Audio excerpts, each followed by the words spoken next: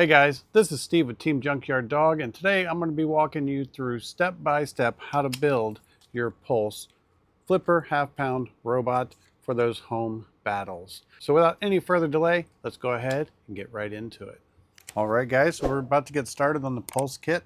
The first thing that you do want to do is you want to make sure you have everything. So you should get the remote control. It will be in a box like this. You also are going to get your core. This is your electronics and drive motors. You want to make sure that you have your servo. You also should have your battery charger, your foam wheels.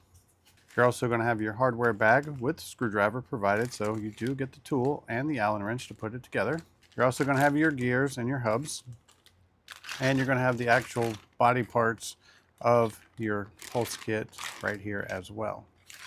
Now the way I like to build things is to be organized with it. That way it reduces the chance of losing objects and items. So I'm going to open all my little screw packs and drop them in these containers here and get all of my hardware organized so it's easy to find everything that I need. All right guys, so we got all our parts laid out. The controller, the drive module, all the parts, all the hardware, all the gearing, all the tires, the servo, everything is here, present and accounted for and laid out to be easy to find. So we're going to go ahead and get started now, and we're going to start with 1-1 in your manual, and that is to remove these little tabs from, or the supports for the prints. You just snap them off, and that's what it should look like. The two supports that you do remove have the little X's on them, so you just remove those. Next, you have your servo housing. It has the silver or gray marking on the side there, and we're going to pop this center piece out with your screwdriver. Put your screwdriver in the hole just like so and wiggle it out, and there you go. Next, you're going to take your foam tires and you're going to push out the little center cutout right there. You don't need that, so just pop it out of both sides, and that's what those should look like when you're done.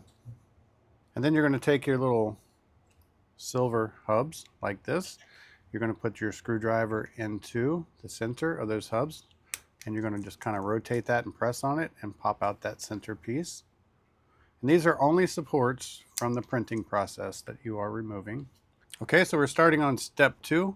You're going to need a foam wheel, and you're going to need your center hub for your foam wheel. It is also called the hex wheel. And what you're going to do is you're going to align the hexes for the hub and the wheel, and just simply push that in, just like so. And you're going to do that for both of your wheels. Make sure that the hexes are aligned and it's not catty-cornered.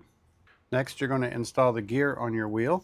If you look on your hub, you're going to see that you have a flat spot on either side, and in your gear ring you also have a flat spot. Align those two flat spots up and just simply press this on and snap it all the way down until it's flush, until the white and silver are flush with each other. And you will do that on both wheels. Next, you're going to need the lifter linkage. It has an A on it, and you're also going to need your servo arm. You're going to need your M3 by 12 screw. That's going to be this little fellow right here. What you're going to do is you're going to put the A to the bottom. You're going to drop your screw into the linkage, and then you're going to screw this in to the top hole. So I'm going to get this lined up for you. And you want to make sure that your servo horn has two sides. You want to make sure the side that has the protrusion on it is actually facing up. You're going to screw that in just like so. And you will screw it all the way down until you get it fully tightened. Just make sure that you have free movement after you tighten it down. Now you're going to take your left wheel guard. You can see that you have a little cutout on the left wheel guard for a nut right there. And you're going to take one of these little M3 lock nuts. It is a tiny little nylock, and you're going to drop it into the left wheel guard like so. And then you are going to screw the screw that you just tightened up on the servo arm. You're going to back that up with a nylock is what you're doing. So we'll hold this like this, tighten that up, and you want to go all the way until the nylock actually hits the back of the servo arm. You'll feel it get tight. And there you go. Now you can set this back to the side. You're merely using this just for the tool. Now you're going to take your left drive rail. It will be indicated with an L on it. We're going to have this side facing up with the point pointing upwards. Then we're going to take a brass drive axle and we're going to take an M3 by 8. The M3 by 8 is going to be this little black screw right here. They do have Loctite already on them. And what you're going to do is on the side with the L, you're going to take your drive axle and you're going to slide it in just like that. Make sure it's sitting nice and flush. And then you're going to come on the back side with your M3 by 8 and you're going to screw that in. And just screw it down until it's tight. Now we're going to repeat that step with the right side. So once again, we're going to get the drive axle. We're going to insert it on the right drive rail, push it in all the way. We're going to take another M3 by 8, the little black screws with the Loctite, and we're going to screw that in, just like so. So now we have our right side and our left side drive rails. Now we're going to need our lifter blade. This is what the lifter blade looks like. And we're going to need our lifter arm. Here is our lifter arm. And then we're going to need 4 of the M2 5x6 plastite screws. And it's these little silver guys right here. And what we're going to do is you have a little tab right here and you have a slot. So this is the blade, this is the arm. You're going to snap the arm onto the blade and then drop your M2 5x6 screws into those holes right there. And you're going to tighten those up. Don't over tighten them. Once you get a decent amount of tension, just stop tightening. You don't want to strip out your screw holes, just like so. So next we're going to need our servo housing, and we're going to need our servo. And what you're going to do is you are going to route this wire through your servo housing, and it's going to go in, if I can position this where you can see it, it's going to go in from the top right here and come out of the bottom. So just basically we'll route it just like so. We'll slide into the servo housing just like this, and you'll slide it in, and then your little brass piece should be sticking out on this side. And do pull this cable through as you are sliding it, just like so. Put your excess cable down into this little area right here. You can just kind of push it down in there. And after you shove so much of your servo cable down into that little space right there, and I will show you more up close what I'm doing. I'm just basically, there's a pocket here and you shove your excess wire in there, and then you're going to slide this over into the wire slot right there. And just leave some of your servo wire hanging out just like so.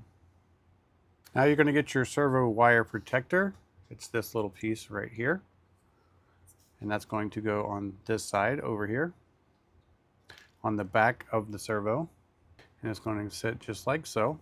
And then you will drop 2 of the little silver M2 5x6 screws down these holes right here. And then use your screwdriver. And as always, do not over tighten. You do not want to strip out your holes. Get tighter and start snugging up. Don't overdo it, just like so. Now we're going to set this to the side and we're going to get out our core. This is what houses your drive motors and your receiver. Basically all your electronics except for the servo and battery are in here. We're going to get our drive rails. We have the right side and left side.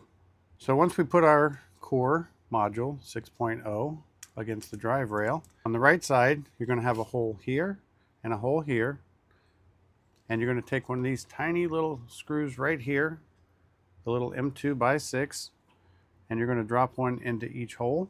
And these are what you are going to use to attach the right drive rail to the core. And then you put your screw in there. And just snug these up. You can go a little bit tighter with these than the plastite screws, but you don't have to go crazy. And this is what it's going to look like when you have this side on. And now we're going to go ahead and connect the left side. Same process. put this over the drive unit like so. We will take our tiny little M2x6. I like to start with the one at the bottom down here and drop a screw in, because I can actually see my screw coming through the bottom. And I put my screwdriver to it like so, and then I line it up with this hole on the bottom right hand side, and I can get that first screw lined up. It's going to make it easier to line up the whole unit. And then I will drop my second screw into the opposite corner, and it's going to make it much easier to get the second one lined up. And then we will just tighten these up. You will have something like this. You'll have your electronic connections towards you. You have your axles on the outside on both sides, and it's off to the next step. Okay, so next we're going to take our rear cover. This is our rear cover right here, and we're going to slide that into place. You can see right here that we have a little slot here and here on the back side of the core, and you just line it up like this and slide it up all the way into place. Now, to secure this in place, we're going to take the small little silver M2 5x6, and we will drop that in this upper hole on the left side. Screw it in. We'll flip it over, and we're going to go into this upper hole right here with another M2 5x6. And there we go. Next, we're going to be installing our drive gears. These are what our drive gears look like. And they're going to go onto the core axle. This is the brass axle that we installed on the right drive rail, and then inside there is the actual core. It is silver, so you will drop this over the silver and just spin it until you can feel it index, and just push it down on there. Hold this one on with this finger when you flip it over, and you can drop on the second one.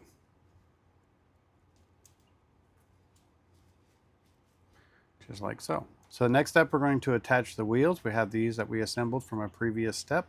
You just simply slip this over the brass side and make sure your gears are aligned. Then you will take a M3x4, this little stubby guy right there, and you will put that on your screwdriver and go down into your hub. And this is your wheel nut. Just tighten that down.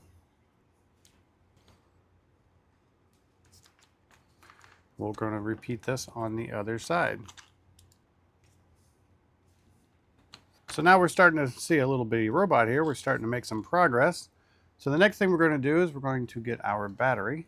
This is your battery right here. The battery does have two connectors. You have a 3-pin connector and a 2-pin connector.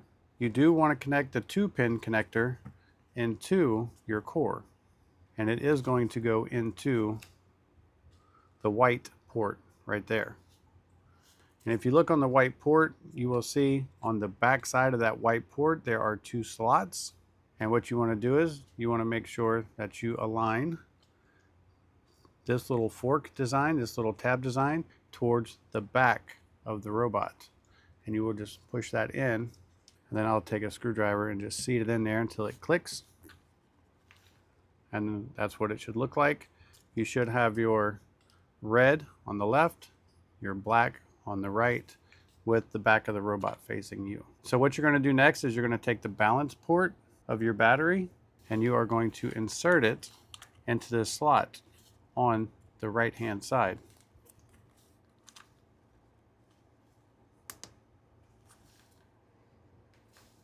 Just like so. And now we're going to just simply flip our battery under like so. And you want to make sure these battery wires are arranged to where they're going to land on top of your battery. You don't want your wires to go underneath. So what we're going to do now is we are actually going to take the wedge base right here, and we are going to place this onto the front of our robot. We're just going to slide it in just like this. And we're going to push it in. And you want to push it in until the wedge base is flush with your drive rail. Now that we have the wedge base pushed on, you have 2 center holes here. You have 4 in total. The 2 inner holes, you want to take 2 of these little silver M2 5x6 screws like this, and you're going to drop them down in there and tighten them up. You don't have to go crazy. You don't want to strip out your holes. You'll feel it when it starts to get tighter. Now we're going to flip the robot back over. And for the next step, we are going to take our servo assembly that we have here. We are going to have to plug the servo wire. We are going to have to plug the servo wire into our core. And looking at our core, I'm going to turn it this way to make it easier for you to see. I have the black section over here, okay? You got the 4 tiny pins, and then you got 6 larger pins. You want to plug your servo not into these lower 3 pins. You turn it where you can see it here. Not on these 3 near the back. You want to go into the 3 across towards the front of the robot. So don't plug into the 3 in the back, plug into the 3 in the front with your servo. And then the next thing you want to really pay attention to is on your servo plug, you have the 3 exposed connectors right here. On the other side, they are not exposed. So you want the 3 exposed connectors to be facing towards the back of the robot. So when you connect this in, it's going to go in like this. And then I'm just going to take my screwdriver and push it on. And for purposes, all intents and purposes here, I'm going to pull out my slack. I'll push that back in there. But I want you guys to see what it should look like. So it's going to be in just like this. You're going to be in the 3 pins towards the front of the robot, and you're going to have your orange, red, and then brown in the center. Give you a nice up close view. After you get that connected, then you're going to take your servo assembly and get it down onto the top of your robot. You want to get the front lined up like so, and get your back snapped down. And then we're going to take one of the little silver M2 5x6 screws. Put that on your screwdriver. And you will screw it into the front right here, securing your servo assembly just like so. Then you're going to rotate on the back sides. And when we turn it around to the back, you're going to put an M2 5x6 in this hole right there. It's the only hole on the back. That is one of the little silver screws. And just screw that in. And then on the right side, you are going to have another hole right there. And you will drop in another M2 5x6 and then screw that in. All right, so next we're going to be bringing in our lifter arm. This is a piece that we assembled earlier. And we are going to slide it right here onto the front. You do want to make sure that you do align your holes. The holes in the lifter arm need to align with these holes. So you can just slide it on there and then just pinch it like so and hold it with your hands. Then you're going to take one of your little M3 lock nuts. And if you look on the left side over here, it has an indent for the nut. Then we're going to rotate this around. We're going to take our M3 by 35 screw, and you're going to just slide this through. And we'll take our Allen wrench, and then you can just tighten this up. Now do not over tighten this screw, guys. You do not want to tighten it to the point to where you crack the tops. You basically want to just tighten it just enough to where that the screw, you just want to tighten it enough to where this nylock right here is no longer bouncing back and forth, okay? Once it seats into this side, that's all the tightness you need to give it, okay? So as long as this screw is not rattling back and forth, you're good. That's all you need. So now we're going to need our controller. So we're going to open the back of our controller. We will install our batteries because we're about to center the servo before we install the lifter arm. It's a very important step. And what you want to do before we go any further is you do want to verify that your switches, these are your little dip switches, you do want to make sure that they are in the right position. So the way I'm going to rotate this, and I'll zoom in on this as far as I can, but you can see it says on dip 1, 2, 3, 4. So you want to make sure that number 1 is in the up position. Number 2 you want in the down position. It's already there. Number 3 and 4 you want in up position. So 1 up, 2 down, 3 and 4 up. And now we can recenter our servo. So what we're going to do is I'm going to go ahead and hold down the button on the controller and power the controller up. Hold it down until the light turns on. It will be flashing red. And then you turn on your robots. When the light goes solid, that means you are now connected. And now we're going to check our servo. So the way our servo should work is you should be able to hit the H button. And every time you hit the H button, it's going to go up or down. With this being the upside and the arrow facing down, of course, watch how it rotates because you want to make sure the servo is in the down position. So click it, it just went up. Click it again, and it just went down. Let me show you again. Up is that way, and down is that way. So make sure it's down.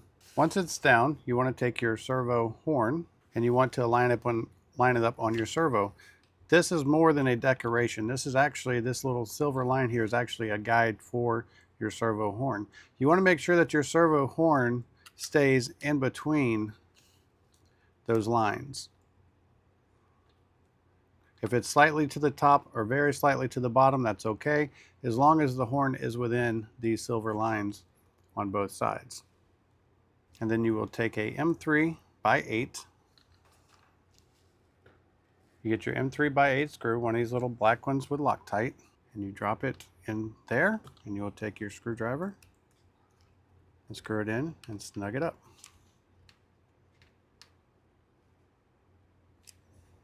Just like so.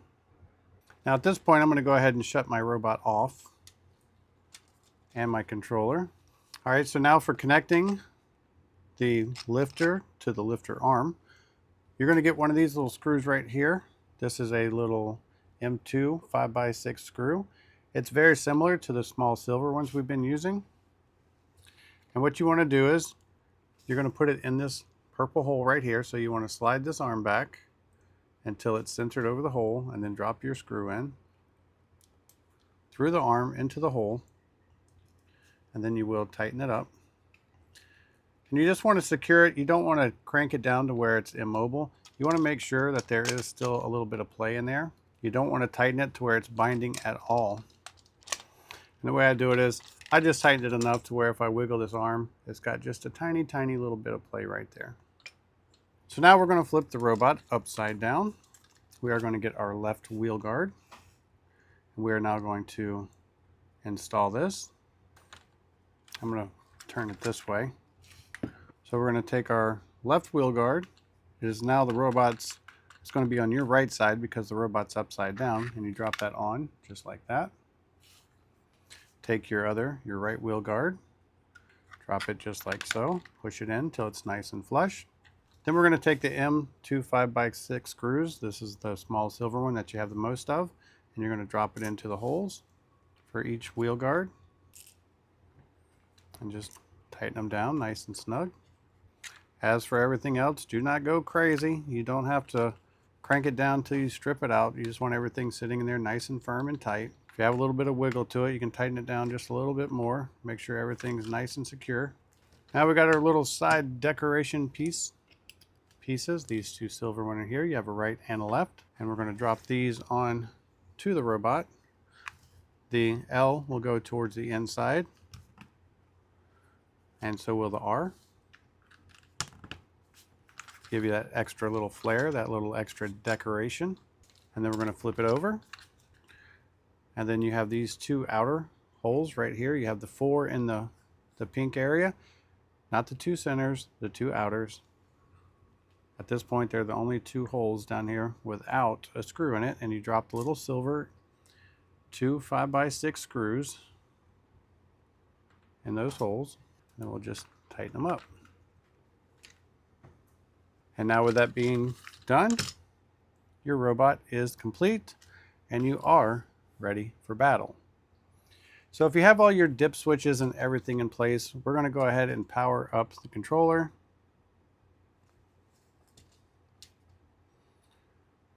We're going to turn on the robot.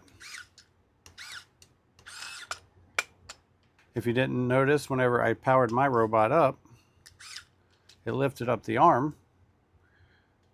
But if you hit this button, it's going to lift it even higher. But if you hit it again, it will bring it all the way down. So don't get freaked out. It kind of caught me off guard a little bit. I thought I did something wrong, but I didn't. And now you can just go for your flipper mechanism. And then your drive should be forward, up for forward, back, right, and left. So if everything is correct, then you are ready for battle. Now there is one more thing I want to teach you guys or show you. It's when you get ready to go charge your robot. What you're going to do is you're going to take your charge cable. This is what it looks like. It's a USB charger. And you will just plug it in to the robot. Now the little slots, the open slots, you're solid on one side and you have the slots on the other. The slots are going to go towards the outside of the robot, and you just simply plug it in like that, and then plug in your USB-C to recharge your robot once your battery gets low. And when you're ready for battle, you just pop it out and you're ready to go. Also, you may notice that you do have a few screws left over. So I just recommend that you get a small bag of some sort, potentially one of these bags that came with your robot, and just put all these in here as spares, because through time and battles, you might have a screw pop out or lose a screw or need to replace a drive axle, and it'll be nice to have these extra pieces just in case that you need them. So don't fear if you have extra pieces left over, and just consider them spares. All right, so congratulations on your build. You now have your pulse ready for battle, ready for action to take it to a new level. I hope you enjoy your kit. And guys, we will see you on many more videos to come.